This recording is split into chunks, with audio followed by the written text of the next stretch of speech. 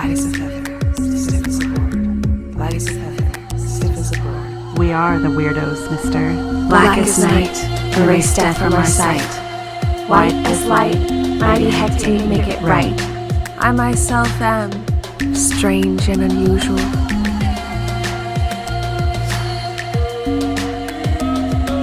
Cast a circle, spark some incense, and grab a cup of tea, because it's time for the Cousins Coven podcast. I'm Sharon. And this is Wendy. Hi, you guys. Welcome back to the Coven and happy solstice. Yes, happy solstice, everyone. We've got the current moon is a waning gibbons moon in Leo, and most of you just finished the winter solstice and holiday celebrations, but here on the podcast, we're just getting started. So today we're going to be talking about Yule, Christmas superstitions, Santa Claus, Krampus, and the Christmas Witch. Woohoo! Yeah, I'm really excited about this. Did you have anything go on this week? Nothing too exciting, to be honest, but I did want to hear about your week. Yeah, I had kind of an off week. So probably about Thursday, I was at work and I started getting these really strange panicky type feelings. And usually when that happens, someone close to me, there's something going on with someone close to me. So, it started Thursday. I was messaging people, is everything okay with you? And then my feelings started kind of subsiding. Like I wasn't getting those panic feelings. So I was like, okay, maybe everything's okay. Maybe I'm just exaggerating. Maybe I'm just having a normal panic attack. And then Friday, they started back up again. I'm sitting at my desk and I started messaging you because I was like, well, maybe something's up with Sharon. Right. And then I was like, I'm starting to feel like it's not like my immediate family, like my mom or my dad or anything like that. And it's like, okay, what's going on? And then I kid you not, I'm sitting there and in my office, I was the only one that was there that day. So I'm sitting there alone. I've got music. No, we didn't even have music going I didn't have music going that day. I was just sitting there working, waiting for the next phone call to come in because that's how it is at work. But I felt this kind of tap on my shoulder and sort of this cold warmth. I don't know how else to explain it. It was like this cold, warm hand on my shoulder and then whispered, "I'm sorry." Oh my gosh. And I was like, what is going on? And then probably about 4:00 on Friday, I get a call from my mom saying that my grandfather on my stepdad's side was on life support. And so I was like, what happens when someone's on life support? Is it that they're there, but they're not there and they have the ability to kind of move around? Mm-hmm. So I'm not sure how that works, but it was really interesting. I do know that it was him now, and I don't know what he was sorry about, but hopefully I'll figure that out someday. Yeah, that is really intense. It was very intense, but so is my life. This is like week to week. I feel like stuff like this happens all the time to me. So Right. I can't imagine audibly hearing somebody. I have had that tap feeling, which we've talked about, but hearing somebody, what is that experience like? It just depends on the situation. So I don't typically get scared or anything like that. And in this particular instance, it was kind of calming. Mm-hmm. So I just felt sad, but calm at the same time, if that makes sense. Yeah, it definitely does. And when you texted me, like, is everything okay? I knew, I was like, did she have a premonition? Or I remember texting you, did you have a bad dream?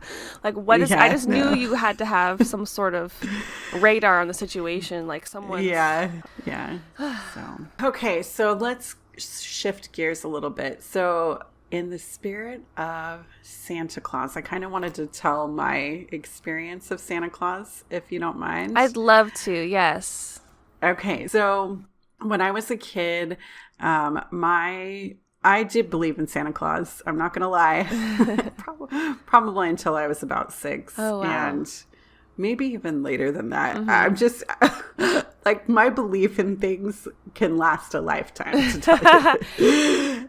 You're like, I still believe, damn it. Yeah. But I started having this, probably when I was 5, I started having this doubt. Like, I was really doubting whether Santa Claus was real. And I remember telling my dad, like, Dad, I don't really know if I believe in Santa Claus. How can he possibly be real? And my dad was like, you need to believe in Santa Claus. You just have to. And I was like, okay, like, all right, if you say so. No logic there, but yes, Dad. Yeah, no logic there. I was like, well, tonight's the night. I'm going to stay up all night. I mean, it's typical kid thing, right? You want to stay up all night. You want to try to catch him in the act of dropping off your gifts. And so I was like, I'm going to stay up tonight until he gets here and drops off my gifts. And my dad was like, no, you cannot do that. You just can't do that. And I was like, I'm going to. And I'm laying in bed. And mind you, when you're 5 years old, you go to bed when it's still kind of light outside. Oh my gosh. Well, that's crazy. I'm like, even in the wintertime? Well, I do remember going to bed early. Yeah. Like, because I didn't sleep well as a child, I think that I would go to bed whenever my parents told me to. And if that meant it was 5 o'clock, I would go to my room and try to go to sleep. Dang.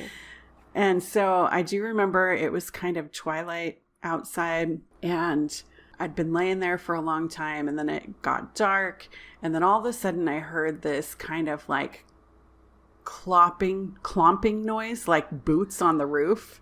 What? And jingles, right? Jingles. Uh-huh. I found out later that was my dad.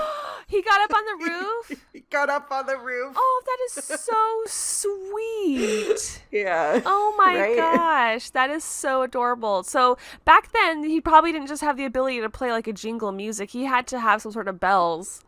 Right. To do all that.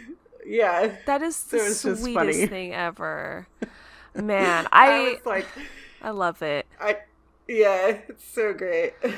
I never had that opportunity. So shout out to my older brother and sister, Alan and Sarah, who loved to spoil everything. Like whatever they learned from school, they would come and report to me like immediately and just be like, so I was so young when I knew a lot, and I don't remember the exact moment when I got that information. This was pre-kindergarten that I just remember being like, oh yeah, Santa's not real. They told me it's Dad. He's out in the garage right now. And like I remember one time my sister was like, there's Dad. He's getting the Easter baskets from the garage. And we just watched him out the window. And like he got the Easter baskets and came in, and like we would just like keep up with this farce. Like, yay, the Easter bunny. He brought these baskets. And we're just like, yes, going through all the presents. So my dad was great at gifting gifts. I think that's his love language was gifts. So it was a lot of fun, and he made the holidays really fun as well. But I never had that belief in these like creatures as a kid. So I can't ever relate to that feeling. Not even elves? You never believed in elves? Definitely never elves. As far as like all the weird cryptid things in the world, elves are like probably one of the bottom of my list of something I'd believe in. Gotcha. I think I always believed in elves, but I guess I thought that they were short people that were sort of like demons. Yeah. So, I mean, if I'm digging back into my memory, that's how I always thought of elves, that they might be these little demon characters. Yeah, I could get that. And now when I hear elves, I have such a strong like connection with Lord of the Rings. I think tall, beautiful person before I think like short, little, wee one elf. Right. But yeah, I do love Christmas. I know Christmas movies were a big tradition for me. Growing up, yes. I was obsessed with like the cartoon Grinch. I had to watch that movie like every year. I felt like I think I remember one year watching that and eating Taco Bell. Yeah. Just loved watching that cartoon every year. And now as an adult, the one I want to watch every year is Gremlins. Oh, that's so sweet. That's the only like thing I do traditionally is like, we're watching Gremlins, it's Christmas, woo! And like it's barely a Christmas movie, but I mean he gets the Mogwai for Christmas. There's Christmas lights and decorations on all that thing. So that's my go-to Christmas movie. What about you? So my favorite growing up was always Rudolph, the claymation Rudolph the Red-Nosed Reindeer. Yeah. And I think that it was basically the funniness of it. I mean, that abominable snowman, I was always in love with him. And Yukon Cornelius is in that one, right? Yukon, yes. Yeah, he's pretty funny. And the little elf who wanted to be a dentist. Yes. Come on. I really like that song, the Little Misfit song. Yes. I just sort of related to that movie. Totally. Yeah. And then, go ahead. I was going to say, the animation always threw me off. They look kind of weird. But Oh, yeah. but once you get past it, like the actual characters are strong and they're all really interesting. Yeah, they're all adorable. Yeah. And then as an adult, my go-to movie is a romance movie called The Holiday. Have you ever seen that one? It's got Kate Winslet and... No. Oh, yes! Yeah. With Cameron and Diaz. Jack Black's in it. Yeah. Yeah, and they Cameron switch Diaz. houses. Yes. And there's something about that kind of love story that it's just romantic. That's all. I did like the Jack Black romance. I was like, oh my God, that's the best. Like going to California and falling in love with someone in the film industry. I was like, yes. Right. And he's funny. You're like, finally. I know. He's funny. Yeah. Yeah. Like, finally. Yeah. That's pretty good. I like some happiness on the holidays. Yeah. I mean, I could go on and on about movies, but that's just kind of how we are. But I know. I think we have to move on to the next thing. Yes, let's go ahead and move on to cauldron topics. So now that we have our Yule log burning, let's go ahead and dive into the meaning of Yule a little bit further. Otherwise known as the Winter Solstice, midwinter, or Yuletide. So for Wiccans and pagans, we don't really do Christmas, we celebrate Yule. And let's just do a little bit of information. I just did a little bit of freshening up on the whole meaning of the holiday. So it is actually the shortest day of the year and the longest night. The exact moment of the solstice is going to vary year to year just due to the rotation of the earth. So it kind of just depends. It's usually between the 20th of December or the 23rd. This year I think it's on the 23rd. I know. That's when we're having our Yule celebration for my family. Oh, yeah, perfect. And when this comes out, it's going to be like the 26th. So we're a little bit in of a time hole here. So we're recording early, but after this, we've already celebrated it. Yeah. So Yule is actually considered to be a fire festival. It's a time of celebrating the return of light because from this point forward, the days are actually going to be growing longer again and until we reach the height of the sun's full power and summer solstice. So I've definitely been missing the sun. Like now here in San Antonio, Texas, it's getting dark around like 5:30, maybe 6. And it just feels so weird. It feels like super late in the day and I'm just not used to it. Right. Yeah, here in Oregon, it's dark at 5. Yeah, I don't like that. So like when I get off work, it's like pitch black outside. Yeah, Yeah. It's super weird. Yeah. And I did find out that the winter solstice has been recognized for thousands of years, ever since human beings really first started observing the changing patterns of sunrise and sunset over the course of the seasons. So even ancient Romans, Greeks, and the Persians, they all held festivals at this time, and they celebrated the birth of one or more of these gods. And of course, the leaders of the early Christian church, they decided that this was really a good time to celebrate the birth of Jesus. It just fit perfectly in line with this customs that were already going on at the time. And so it was this kind of one of their strategies for making conversion easy for people. So that's kind of when Christianity started using it for their holiday as well. And in the Wiccan belief system, the god who is represented as the sun, he is reborn at Yule, having died at the previous Sabbat Samhain, which we just celebrated this October. So the weak quality of the sunlight during these times and the short days symbolizes the god in his infancy and just being born and needing sustenance before he can come back into his full power this summer. So the goddess in Samhain was seen in the crone aspect, and now again she's back into that mother aspect, having just given birth to the god. So there's always this god goddess overarching story with every Sabbat, basically, or Sabbat, however you want to pronounce it. And the Yule celebration is the renewal of life, and compared to other Sabbats, it's relatively quiet, mostly an indoor holiday, and people just gather, inside to stay warm in their homes and just be merry and give thanks. I know I've definitely been hibernating these last couple of weeks. I don't really want to do much. I just want to stay in. It's too cold.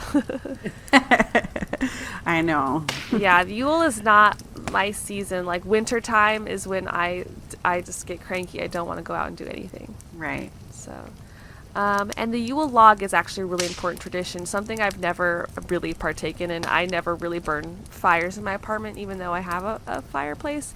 So the Yule symbol is the Yule log, and it symbolizes the light conquering the darkness. And this began as a Celtic legend when the Oak King and the Holly King, supposedly these two gods fought. The Oak King wins, and he's reigning basically until midsummer, and then they battle again, and I think in that next battle, the Oak King then defeats him. So there's just all these weird like lores going on. And so when you burn the Yule log, it's supposed to keep out any bad spirits throughout the night and keep you safe. And there's just a lot of Christmassy traditions that borrow from this, like decorating the trees, wreaths, and caroling.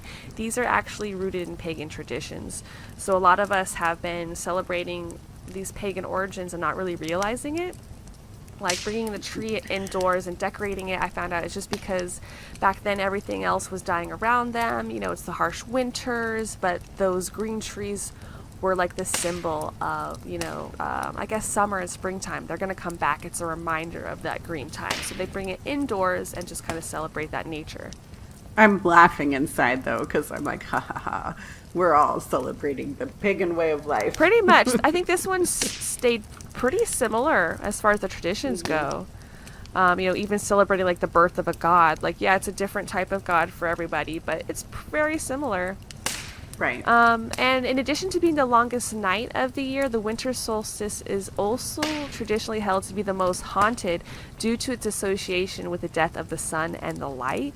And it is one of the longest nights of the year. And so this is another time, aside from Samhain, when the barrier between the worlds of the living and the deceased is actually thinnest.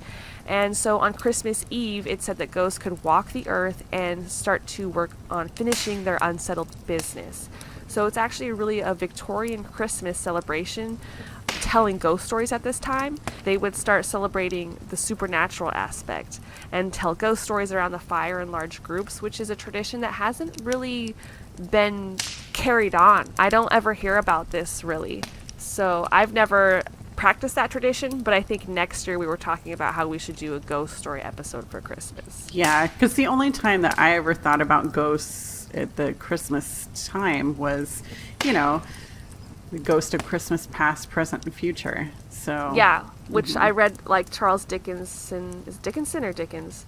But Dickens that he really solidified that tradition by writing that book, and he kind of re-brought it back into the forefront of people's minds for a while. They'd be talking about ghosts, and then it just kind of faded out again.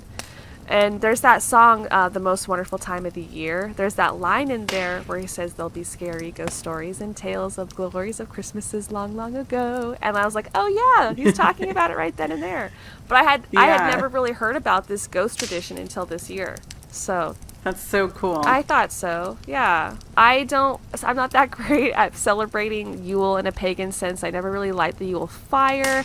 I don't even really decorate for Christmas. The only tradition that's carried on with me is from my dad, I guess, is buying presents. So I'll buy presents for like my husband and my sisters, and then one for myself because I'm materialistic, I hate to admit. But I bought myself a spell book, and I'm so excited about it. I bought myself the Encyclopedia of 5,000 Spells by Judica Isles, and I'm just gushing over it and can't wait to dive into it. That's so cool. Yay. I love decorating for Christmas. It's like one of my favorite things. And I don't know if you know this, but I have this collection of nutcrackers. I do know this. An insane collection. Yes. Yeah, I don't put them all out all the time, but at Christmas time I usually put them all out. This year I didn't have the energy to do it, but it's a lot of work to decorate.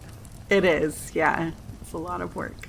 I thought about putting my tree up because I actually got a tree from the dumpster a couple years ago. Someone was just going to throw out like a tree, like one of the fake kinds, obviously. And so I'm not just keeping an old dead tree in my closet, but I kept it. I'm always like that. Like I'm a little trash witch. If there's anything by the dumpster, I will look at it. Me too. Usually bring it in whether I need it or not. Mm-hmm. You know how many vacuums I found that way? That's awesome. Yeah, I've gotten a really good bookshelf, a good chair. Like, you always remember what you get from the trash. Like, that was a trash chair. Oh, yeah. And I love it. Yeah. I'll never forget there was this one time, just to go off on this tiny little tangent. We were living in this apartment complex and my son was about 7 and I told him to take out the trash and he came back with this teddy bear. Oh my God. I was like, where did you get that? He was like, it was laying on top of the trash bin. That must have looked so sad. Like if you think about Toy Story. It was perfect. It still had the tags on it and everything. So he still has it to this day, but it's funny that he found it in the trash. It is. Yeah, that's one thing you got to be careful about is something like that, because you're like, well, what's wrong with it? Is there lice or what? Yeah, we cleaned it, and then he put this, he's always had an issue with sleeping at night, just like I did, but I charmed this little shark's tooth, and he keeps it on the bear around its neck. Cute. That is cute. I also wanted to mention some cool Christmas superstitions I found. Yay. So I got this book from the library. I was looking for stuff for research for other podcast topics, but then right next to the section I was looking at, I think I was looking at like maybe the alien section or something. There was a red book, plain, no jacket or anything, but then the spine just said like superstitions. So of course I was like, ooh, what's this? And I want to say it was written in the 40s or the 50s. And these are just traditions that people used to do back then. And I found them to be quite hilarious. Okay, tell them to us. I'm so excited. The first one I thought it was weird was that it's mandatory to stir the pudding 3 times and make a wish. If you're unmarried and don't join in, then you will not find your spouse for the next year. And all of your pudding wishes should be kept secret until they come true. Oh my gosh, that's so cute. Yeah, and that's again using the power of 3. You know, you stir it 3 times and then you make your wish. Mm-hmm. And a lot of superstitions are centered around finding your husband, seeing a vision of your husband or your husband coming in, being the next man walking through the door. And I was like, oh my God, rolling my eyes just thinking about how, like, if girls really believed in that. Like, there was one, it was like the woman makes a cake, puts it by the Christmas fire, and the next man to come in and eat that cake will be her husband. I'm like, is that magic or that dude just wants some cake? Like you're like, no, you're like sitting there waiting, and then he comes in and you're like, no, not him. This cake is not for you. So that's a lot of marriage traditions, but that was the one I kept in here because I thought it was interesting. Another one is when the clock strikes midnight on Christmas Eve, make sure that all your doors are opened so you can let out any of the bad spirits or like juju in your house. So that's cool. Really cool. Yeah, a lot of like spiritual stuff in here. So I might try that if I remember. Yeah. And then the Yule log should be lit by a piece of the log used from the previous Christmas. And once that is done, no evil spirits can then enter your house. The remains of the Yule log are also considered lucky and would be a protection against lightning or fire on your house. So the Yule log can be considered really sacred. If that's a practice you do partake in, I think that's awesome. And there's a lot of things about the Yule log that can be used for magic. That's right? Cool. One day I'll actually light a fire. Yeah, we only have a gas fireplace, and prior to that, it was that Yule log on TV. Does that count?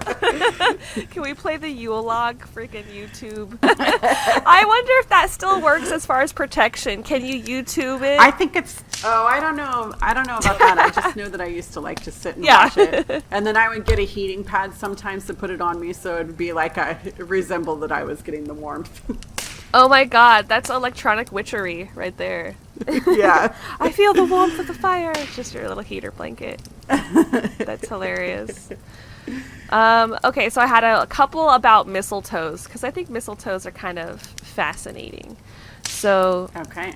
I found out that mistletoes were actually regarded by the Druids as sacred because not only it's a flower, but its leaves grow in clusters of 3 united under one stalk. And you know the power of 3, that's a big deal. And mistletoe can actually lose its power if it's touched by iron or steel, or if it touches the ground. So when Druids went to gather their sacred plant mistletoe around Yule, they would cut it with a silver knife from the trees and make sure it doesn't touch the ground at all, and they would use it to decorate their altars. And it was just supposed to bring in like good luck and protection, and you could use it in magical potions and throughout the year, and like everything you gathered for Yule time would last you for the year. Yeah. They would hang it above doorways for protection and stuff like that. That's so cool. But in my superstition book, I found that if it said that if anyone avoids the kiss under the mistletoe, they're actually going to have bad luck, which again sounds like a sexist superstition to make women kiss you. And I'm like, I don't know about that one, guys. And if the mistletoe is not burned on January 6th, all the couples who kissed under it will be foes before the end of the year, which I read that and I was like, that's not good. I doubt anyone is burning their mistletoe. I know. Yeah, some people used to wrap it up and save it for the next year. Oh, yeah. So let's hope that superstition is not true. Yeah, that's so cool. Yeah. And the other one I read was apparently that on Christmas Day, whoever wakes up first should go to the door and open it and scream out, "Welcome, Father Christmas!" And that way you have good luck. So if you want to piss off your neighbors. That's cool. Yeah. Yeah, you're like, that person just scared the dickens out of me. Dickens out of me. Yes. Okay, so I hope you enjoyed that Yule log. And let's go ahead and put it out and move on to our main topic. Yes, let's do the main topic. So today we're discussing the origins of Santa Claus and his elves, and we'll also dabble on the dark side and bring a little bit of Krampus lore, because Christmas would not be complete without Krampus.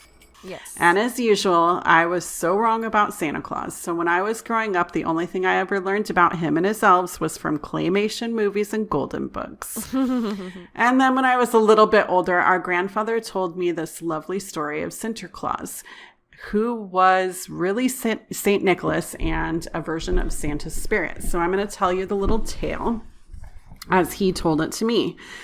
So this story takes place in Deutschland. That's what he told me anyways. Even though when I was researching Sinterklaas, that's not what I found out. It was just the Dutch. Deutschland is like Germany. So, okay. Which it's common day Germany today. So it was a time when war, famine, and severe cold weather had come upon the world, and many children were sad and hungry. To bring up morale, a man named Saint Nicholas told the children not to worry and to go home, wash their socks, and place them hanging outside to dry. And if they helped their parents and did as they were told, there would be a surprise for them the next day. All of the children did as they were told and placed their clean socks outside. The next morning, all of the good children were left with gold chocolate coins, and the children who were extra good that year received a toy. But the children who didn't listen were left a lump of coal on their doorstep, which wasn't necessarily bad because that coal could be used in the stove or the fireplace for the whole family to enjoy. That's just basically the little story that he told me. Mm-hmm. I like it. Yeah. But tales of Santa Claus are spread far and wide, and they span over several thousand years. There are Aboriginal tales of a flying man from the north. The Inuit Indians even believed that Santa might be a relative of theirs. In Holland, St. Nicholas was popular, and the Dutch called him Sinterklaas. See, Dutch, just like in the story. And in the English-speaking countries, that was condensed down to Santa Claus or Father Christmas. Yeah, that's the same thing I was kind of researching. I think that is what it tracks, the whole name of Sinterklaas being condensed down to Santa Claus. Yes. Yeah. In this book called The Flight of the Reindeer by Robert Sullivan, we were kind of reading that as some of our research for Santa Claus lore, that the closest geographically to the North Pole areas, like the Scandinavians, the Norwegians, that they kind of were more correct on how they saw Santa because they believed in a holiday elf being the cause of all these presents coming to them. And they credited this holiday elf of being the cause of all the gifts. Yeah, it's funny too, because I read that in some instances, they believe Santa is an elf himself. And so they say elves are about 2 to 3 feet tall, and Santa is only an inch or two taller. Mm-hmm. Which is really adorable to think about. Right. And so it just makes sense that if they thought Santa was an elf, then there you go. That's where that comes in. Yeah. Just imagining a little tiny guy in that outfit is so cute. I did read that in some origin stories, it says that Santa originated from this place called Holsteinberg, Greenland. I'm not sure if that's really true, but regardless of where he came from, he seemed to move around from place to place, setting up shop and tearing down. And wherever he went, he would bring along the elves and the reindeer. Yeah. And so the lore is that supposedly there's this vast community of elves that actually lived in Greenland centuries ago before they started migrating. And so they lived there for about thousands of years. And then the Vikings started to come in around 982 AD. And so Santa had to move. I think it was it Eric the Red or something like that? Yeah, Eric the Red came in with his family. And because Eric had been kind of banished from his country. And so he had to find a new land. And that's where he chose to go. Yeah. And so apparently from there is where this community of elves started migrating up towards the North Pole. Yeah, so it looks like then after Eric the Red came in, they actually moved their post over to Labrador, Canada, where they set up shop for a few years. And then a couple of years after that, they moved over to Goose Bay, Canada, and they were there for a few years. And then it was like everywhere they moved, they had to leave because there was an overabundance of people coming into the area. And then so shortly after they were in Goose Bay, they decided to move up where no people are, near the Arctic cap where the North Pole is. Yeah. So they say that there's this Santa Claus village and that the main goal of the village is actually manufacturing. And the whole centerpiece of this elf society was its annual mission to have this nightly global voyage to bring joy and cheer to the world's less fortunate. So these elves, if they do exist, are just, I don't know, they're just really into gift giving. I know, right? Right. Yeah. So let's talk about the elves for a minute. So when I started doing the research, I found out that they were most likely from the Iceland, Greenland area, and that apparently dwarves, elves, fairies, they all came from this specific little area. And they can live up to 5,000 years. And it's said that the Icelandic people and these magical creatures work together to create a living environment for all of them. And there are festivals to celebrate the existence of these people. They actually call them Holdu folk, which means hidden. They're just basically hidden people. And they live in caves and inside mountains, just basically where most people don't go. And these wee little individuals lived in Iceland for thousands of years. And then when the Christianization came to the area, because eventually Christians came to Iceland, Greenland, and that's when the belief in dwarves, elves, and fairies sort of moved into a folklore category. And I just found that it was really interesting that they're still living with the belief that these exist today. So, I mean, there's still festivals. Yeah, there's a lot of tales there. That's awesome. It is. It is awesome. And I think we should unpack that in later episodes. I think we have plans for that. But it's not something here in America I was raised believing in. So to me, I just don't openly believe in those types of things, but I love that there are parts of the world where they do. They believe in the fairy circles, and I've heard cases of kids being abducted, and they actually believe it's they're getting taken to these fairy realms. So this is a deep belief in other cultures. Okay, well, I'm going to move on and talk about these reindeer. So I found out that the Inuit Indians from Kuujjuaq, Canada, they believe that reindeer can fly, as well as, many children believe it. A lot of people believe that reindeer can fly. And there have even been a few documented cases. But when I was doing research, I found that the average reindeer can jump up to 25 feet and run up to 48 miles per hour. And the smaller caribou, the little Perry caribou, which if those of you who don't know, caribou and reindeer are the same thing. But these Perry caribou can jump up to 200 feet in a single bound and run up to 65 miles per hour. Dang. Which is pretty freaking crazy. So they can jump a whole freaking lake. But if the animals were trained to carry gifts and people, then yes, reindeer appear to be able to fly. I mean, I would say so. What do you think?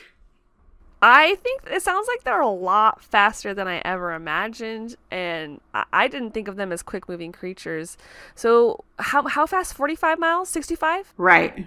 So that's the same speed of a cheetah. Yeah, that's super fast. No one ever talks about that. That's crazy. Everyone always talks about how the cheetah's the fastest animal. Right. But it's these caribou can run and jump super fast. So pretty impressive. Yeah, very impressive. So I did read in our book that there have been occurrences like all over the world where people were gifted wine, food, and trinkets like on one night in different parts. So like it might be in Africa over here and then in Scandinavia over here. And so it was just from an anonymous donor. And so people like to say that could point to Santa and his little elves. Oh. And that usually happens around like the winter months. But I've never been gifted an anonymous present before. So I was going to say I have, but in a Secret Santa situation. yeah. So my belief in Santa is shattered in the fact that I have not gotten coal or wine. And so apparently some say that back in the early days, there was this head elf and he wasn't even called Santa, and that his name was many syllables and was not even recorded. But it is said that he started to answer to Santa now because around the 14th century AD, after people started getting the lines blurred between the elf's gift and the work of St. Nicholas, they kind of merged into this one culmination of an image of just being like an old guy with a beard, and the elf stuff really fell off. No one really believed in that, as widespread. So I know we wanted to talk about like St. Nicholas just a little bit, and he was actually this priest in the 3rd century. He was known for being a loving minister. And one story of his generosity that has really lived on as his maybe origins of getting mixed up with Santa Claus is that there was this one night when he threw these bags of money through these windows of a poor family. Apparently they had 3 daughters who couldn't get wed, and they had no dowry, and they were I guess concerned and maybe thinking they had to live like a life of prostitution or something. And so St. Nicholas walked by and threw in those bags of money, and he never really said that it was from him, and he just became known as the secret gift giver. And after his death, he was known as the saint of sailors, travelers, merchants, and of course children. So that's kind of where this whole Santa Claus vibe started coming from. And St. Nicholas really became famous in the Middle Ages, and traditions associated with him were springing up everywhere. Like gift giving on December 6th became a thing because of him. And that's, I think, the true origins of Santa Claus, honestly. That's so cool. Yeah, I really like that story. And, everybody's heard about St. Nicholas, I would like to think. But this is, aside from Santa Claus, I knew quite a bit about St. Nicholas as well. Like, I heard about him from church when I was growing up. Oh, cool. Yeah.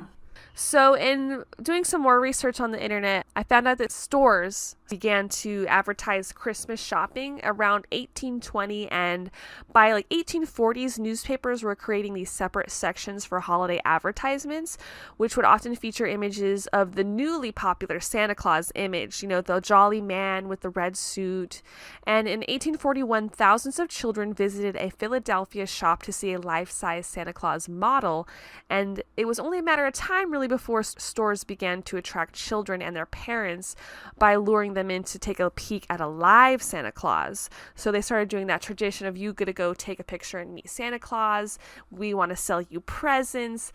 And thus the image that originated as a charitable Saint Nick evolved into this fictitious character to sell toys and kind of entice commercialism in a sense. And it's really evolved through the years into this whole other image. Like I kind of think of like the Coca-Cola Santa as being like the pinnacle image now. Yeah, so I think that this was just a way for them to make a ton of money. This commercialism, it just kind of, it was like, okay, we're gonna make money off of this because that's what we do here in America. Yeah, it became less about charity and more about, I guess, shopping. I think that at the heart of it, right. It seems to be also that morality tale, like just as something you tell children so they behave. Right. So there was something that I found a couple weeks ago that I was laughing with my kids. It was just this meme, and it was like, it totally sums this up. They're talking to their kids, and it was this woman. She was like, if you're not good, I'm not going to get you any Christmas presents. And then enters in this, I don't know, voiceover. And he's like, but the kids knew, she knew, everyone knew they were getting their Christmas gifts no matter how bad they were. That's just how it is. True. I wonder how many parents actually come through with that. Don't give their kids presents. So, yeah, I don't know. One of the, I would say, cohorts of Santa Claus is Krampus. Ooh. And he really plagues more on that. If you are not behaving, I will come get you. So there are parts of the world that really do kind of, I think, play around with that idea a little bit more. Krampus. So, Saint Nick, he brings the gifts, and Krampus, he brings the pain. So in Central European folklore, Krampus is a horned anthropomorphic figure. He's described as being a half goat, half demon, who during the Christmas season, he's going to punish the kids who misbehave. And although Krampus appears in many variations, he shares some common physical characteristics. He's a hairy, beast-like man, usually white, black, or brown, and he has a cloven hoof. Usually one foot is a normal foot, which is odd. And on a lot of old greeting cards you'll see, he has one normal foot, one cloven foot. And he's always seen with the horns of a goat. He's got this long pointed tongue that just lolls out, and he's got these creepy fangs, so very demonic looking. And Krampus is even known for carrying chains, thought to symbolize the binding of the devil by the Christian church, and he thrashes his chains around for dramatic effect and to really freak out people. According to the centuries-old legends, if a child misbehaved, Saint Nick would know, and of course he would send his associate Krampus. He's known as the dark partner, and he would turn up at the house during the Christmas season to punish the wicked children. He would beat them and with a bundle of these birch sticks and whip them with horsehair, throw them kid into a sack or a wicker basket, and take him down to hell for a year. So it's pretty creepy. And the next day, though, all the good boys and girls who made it and did get taken by Krampus would get to open their presents from Santa. So I found out that Krampus is really celebrated most fiercely in several regions, including Austria, Bavaria, Croatia, the Czech Republic, Hungary, and northern Italy, Slovakia, and Slovenia. So Krampus's roots really don't have much to do with Christmas. It says that they really date back to that pre-Germanic paganism in the region, and his name originates from Krampen, which means claw. And tradition has it that he is the son of the Norse god of the underworld, Hel. So during the 12th century, the Catholic Church did actually attempt to banish Krampus, the celebrations of him entirely, because his resemblance of the devil was just too much, and it was too much for people to handle. So there was a lot of attempt to eradicate Krampus entirely, and in 1934, this Austrian conservative Christian social party tried to bring it down again, but none of these attempts really held, and Krampus has always reemerged, and he's a really feared and beloved holiday force. So in Austria and across the German-speaking Alpine region, this demonic character is really a crucial part of the holiday season, and you can actually encounter a procession of Krampus stalking through the town with bells and chains and the most elaborate beast costumes I have ever seen. They do these parades. This event is called the Krampus Salve, which means Krampus Run, and so you'll see a whole slew of them walking down the street. You can even look this up on YouTube, and they will beat tourists and whip them with their sticks and freak everybody out. Oh my gosh. And it's a really intense celebration. Yeah, I think that would really freak me out. But the costumes are super elaborate. They look really good. People get super into it. And I did find this description of someone from Salzburg, I guess, a Salzburg Krampus Slav, and he was a tourist, and he wasn't really quite expecting it to be as interactive as it was. And so here's a quote that he had in an article. He said that the narrow streets in the old city of Salzburg were packed with pedestrians. As the Krampus stomped through, many people were caught unaware and reacted with terror. Some would flee and try to seek refuge in a shop or a restaurant, only to be punished and pursued by a determined Krampus. With so many easy targets, we again managed to escape largely unharmed. At times we were chased, jostled, and struck, but compared with the brutality we witnessed, it was obvious we had been spared the true brunt of what Krampus could muster.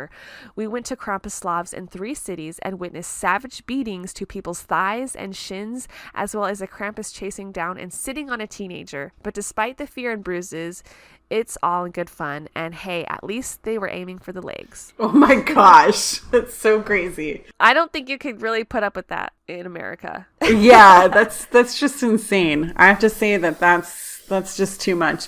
I haven't even seen the Krampus that Christmas movie, the Krampus movie. I've never seen that, but have you seen that one? I saw the one that came out last year with Toni Collette. I think it was a little too Americanized. I don't even remember if he was a beast. I kind of think it was forgettable. There was a new one that came out this year that I think was more of a foreign film, and like I saw a clip of it, and an article was like, Krampus is really sexy in this movie, and I was like, let me check it out. And he was like all beast without a shirt, he had the horns, he looked like a devil, he was whipping things around, he had the goat legs. So that one I want to check out because it looked like they were doing it more accurately. So I do have one tiny little Krampus story, not that I've ever seen him, but I remember that Dean Koontz wrote a Krampus kids book. Oh, really? Yes. And so I bought this book when my daughter was little, and I remember like reading it to her for the first time. I was like, come over here and sit on my lap. And I'm reading it. It's like Krampus, this bad Santa, kills good Santa. It's this whole story. Like, I felt so bad. I read it to her that afterwards she just looked at me like, how dare you?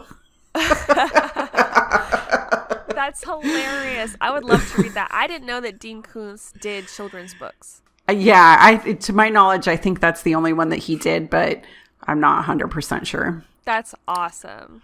Yeah.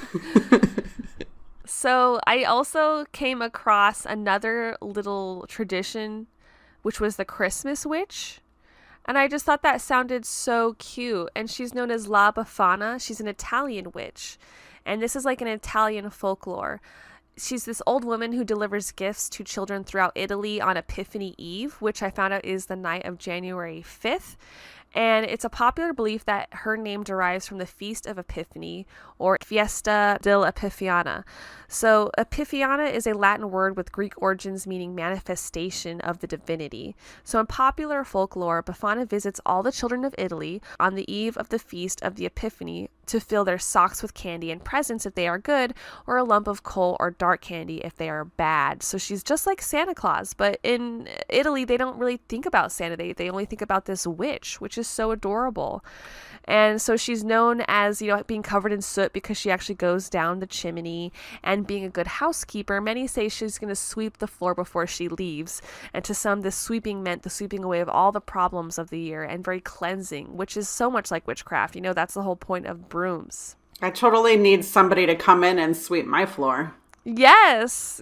Welcome to Italian Witch. And so kids don't leave her cookies and milk. They actually would leave her a small glass of wine and just a plate of like food, like cheese and stuff like that. Usually something regional. So mom doesn't have to drink milk or cookies. She gets wine if she's the one dropping off the gifts. So I totally want to be Le Befana. I want to be her. It's so cute. And you totally could if you go there. Like, she's usually portrayed as a woman, kind of like as a hag riding a broomstick through the air, and she usually wears like a black shawl, and people will dress up as her on this day all through Italy. There's these large celebrations, and she's become a national icon. So there's a big festival held in her celebration. It's usually about 30,000 to 50,000 people will attend, and hundreds of Befanas are present, and they juggle, they dance, and they greet all the kids, and they give out candy. And so we should totally dress up as La Befana. Yeah, that'd be so cool. So I thought that was a really cool Christmas tradition. There's so many worldwide Christmas traditions. We only covered a few, but yeah, I love it. Thanks for sharing. Yeah. Okay, guys, so I think that's about it for our Christmas discussion today. I hope you had fun and learned some new things about the holiday. And don't forget to head on to our website, cousinscoven.home.blog, so you can subscribe to our newsletter. The first one is going to be coming out this January. We're going to be talking about the New Year's ways to manifest things. We're going to include a spell and have some fun goodies in there for you. So we would really like you to join us on this newsletter venture and go sign up. And thanks again for listening. Join us next Wednesday. We're going to be having our New Year's episode. We're going to talk about cryptid and odd plants. And don't forget to follow us on Facebook, Twitter, and Instagram. Check out our blog at cousinscoven.home.blog.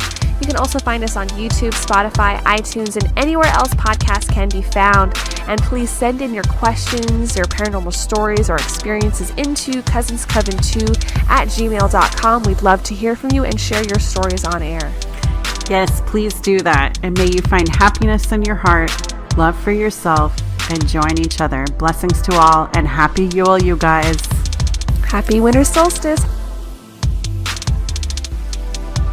So during recording of this episode, we kept having audio troubles and Wendy was unable to hear me, or I sounded distorted. It's like Santa didn't want us exposing the truth of his elf life. So here's a little sample of that. Enjoy. But you can hear me? Yeah, can see it. You know what you sound What? like? You sound like a robot. Oh my god, it's gotta be internet. Oh, you're all laughing. I know, I'm sorry, I'm I am laughing. here to take over your planet.